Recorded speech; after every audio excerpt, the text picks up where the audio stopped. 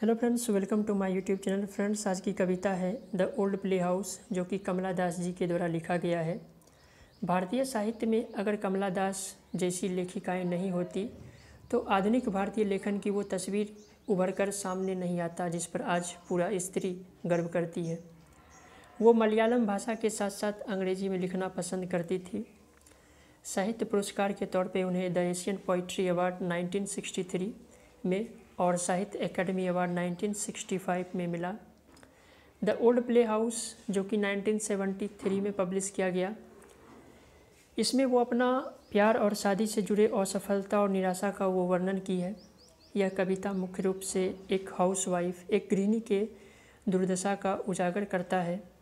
औरत जो कि विलाप कर रही है कि उसका अभिमान से ग्रसित हस्बैंड जो है उसे सिर्फ एक मनोरंजन प्रदान करने वाला खिलौने में बदल दिया है। पुरुष प्रधान समाज में एक औरत से यही उम्मीद की जाती है कि वो परंपरागत भूमिका निभाए। वहाँ पे उसके इच्छाओं को, उसके अभिलाषाओं का कोई ख्याल नहीं रखा जाता है। इस कविता का पात्र एक औरत है जो अपने असंतुष्ट और निराशाजनक विवाहित जीवन को उजागर कर रही है। चलिए शुरू करते हैं इस कविता का शुरुआत यहाँ पे यू वर्ड से होता है, जो कि प्रत्यक्ष रूप से पुरुष और उसके प्रभुत्व पर आक्रमण है। यहाँ पे वो कहती है कि you plan to tame a swallow.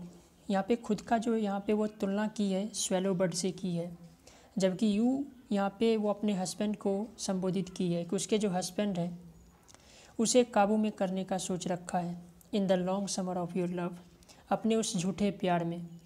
So that, ताकि she would forget not the raw season alone and the homes left behind, ताकि स्पीकर जो है वो अपने जीवन की खुशियों को भूल जाए।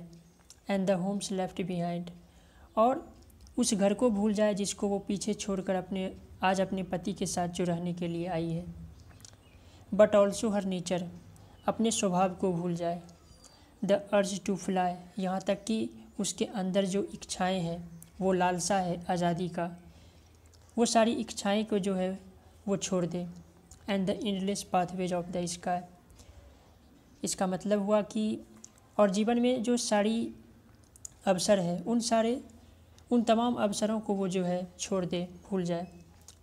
यहाँ पे वो कहती है कि it was not to gather knowledge of yet another man, कि वो इसलिए नहीं आई थी, यानी कि यहाँ पे वो बताना चाहती है कि वो इसलिए शादी नहीं की थी कि वो अपने पति को जाने या अपने पति का वो सेवा करे, बल्कि वो खुद के, यहाँ पे आगे मैं पढ़ता हूँ यहाँ पे कि I came to you but to learn what I watch, कि यहाँ पे वो पुरुष प्रधान समाज के नियम कायदे के बारे में जानने के लिए नहीं आई थी, बल्कि वो अपना पहचान पा सके, वो अपने अंदर को ढूंढ सके, अपने व्यक्तित्व को निखार सके।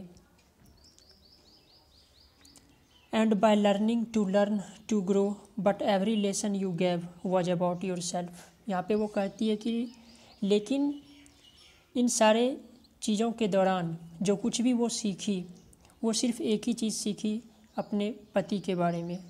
खुद के बारे में तो वो कुछ नहीं जान सकी, और उसकी जो सारी उम्मीदें उसके अहंकारी पति के द्वारा झुठला दिया गया। आगे फिर यहाँ पे लिखा गया है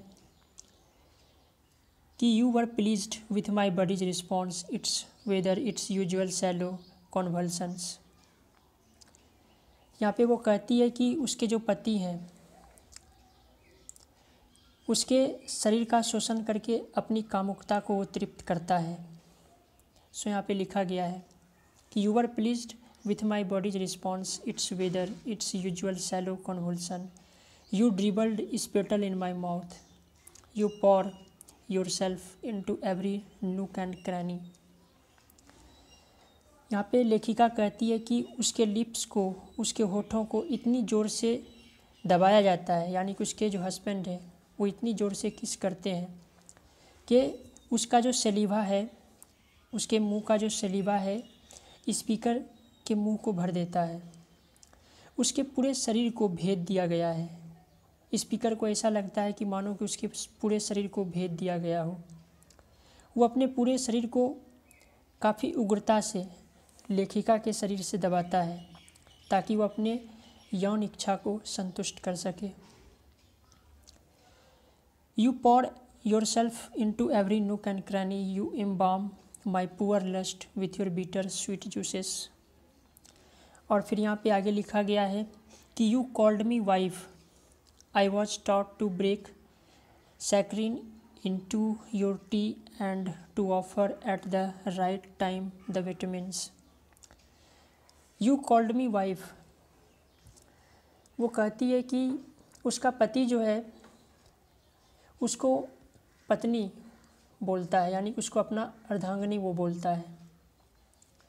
पर सच्चाई तो ये है कि लेखिका उसके लिए कुछ और नहीं, बस एक गुलाम बनकर वो रह गई है। एक पत्नी के तौर पर उसको सिखाया गया है कि वो अपने पति को चाय दे, समय पर दवाई जैसे चीज़ें करके जो है उसका वो ख्याल रखे। तो यहाँ पे लिखा भी गया था you called me wife I was taught, कि स्पीकर को सिखाया गया to break saccharine into your tea, कि अपने वो पति को वो चाय सर्व करे। And to offer at the right moment of the vitamin, साथ ही साथ वो अपने हस्बैंड को जो है दवाई दे, उसका ख्याल रखे। Covering beneath your monstrous ego I ate the magic loaf and became a dwarf। आगे यहाँ पे वो कहती है कि उसका जो पति है उसके दानवी अभिमान के अंदर वो जीती रही, उसका दानवी अभिमान उसको अधीन बनाए रखा, अपनी सारी इच्छाओं को वो त्याग चुकी है और पत्नी के तौर पर वो सब कुछ कर रही है। वह अपना कद यानी कि अपना महत्व जो है वो खो चुकी है। सो यहाँ पे लिखा भी गया था कि I ate the magic loaf and become a dwarf, I lost my will and reason, कि वो अपनी सारी इच्छाएं और विचार को खो चुकी है। उसके यानी कि उसके जो पति हैं, अपने पति के सारे सवालों पर जो है वो बेतुकी जवाब देती है। यहाँ पे लिखा गया है कि to all your questions I mumbled incoherent replies. The summer begins to pall, उसके जीवन की खुशियाँ जो है वो जा चुका है, वो अपने जीवन के उत्साह को खो चुकी है और एक निष्क्रिय प्राणी में तब्दील हो चुकी है। I remember the rudder bridges of the fall and smoke from the burning leaves, कि उसके जीवन में जो भी ड्रीम्स हैं, जो भी इच्छाएं हैं, उन सारे इच्छाओं को ख़त्म कर दिया गया है। ठीक उसी तरह से जैसे कि जली हुई पत्तियों में से धुआं आ रहा होता है।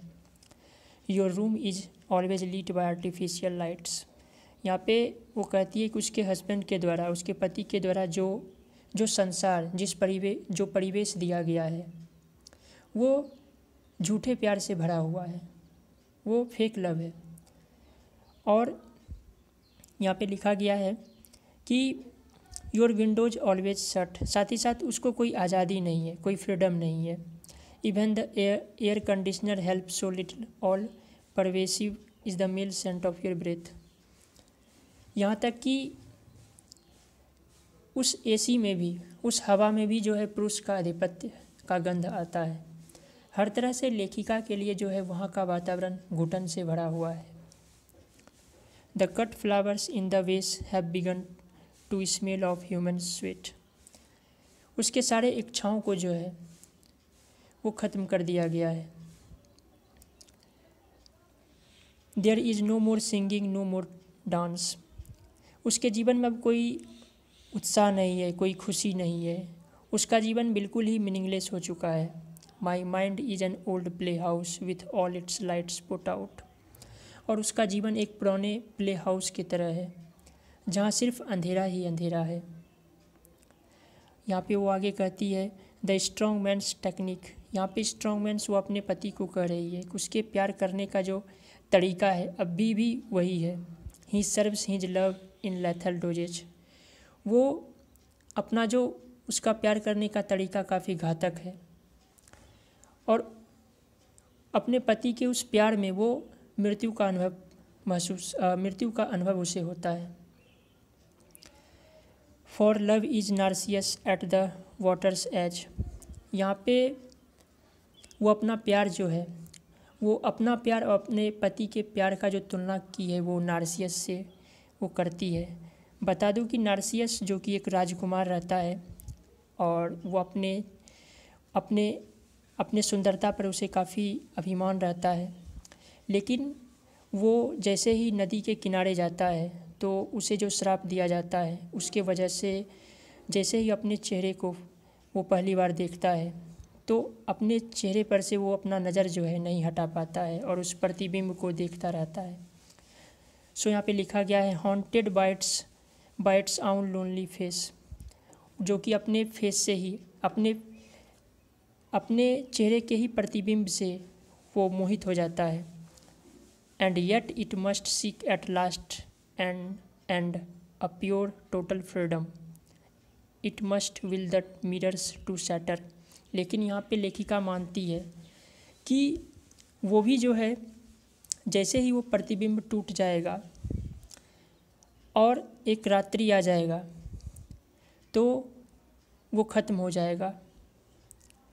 ठीक उसी प्रकार से यहाँ पे माना जा सकता है कि जब पोइट जब नहीं रहेगी, लेखिका जो है इस संसार से चली जाएगी तो वो बिल्कुल ही मुक्त हो जाएगी, उसे फ्रीडम मिल जाएगा। So thanks for